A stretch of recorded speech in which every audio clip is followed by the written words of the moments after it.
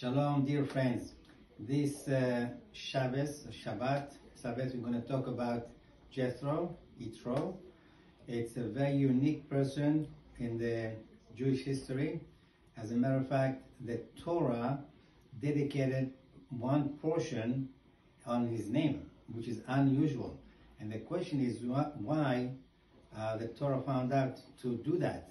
What's so unique about Jethro? Just to give you a basic idea, Jethro was like the Pope of today. He was major figure in the non-Jewish world, and everybody knew him and everybody admired him. He was the biggest idol worshiper at that time. But when he heard about what happened to the Jewish people coming from Egypt, going through the sea and fighting Amalek and everything, he understood that there's a special people are coming out of Egypt. And it says that Jethro heard what happened to the Jewish people, but the whole world heard, not only him. So how come only he was mentioned in the Torah?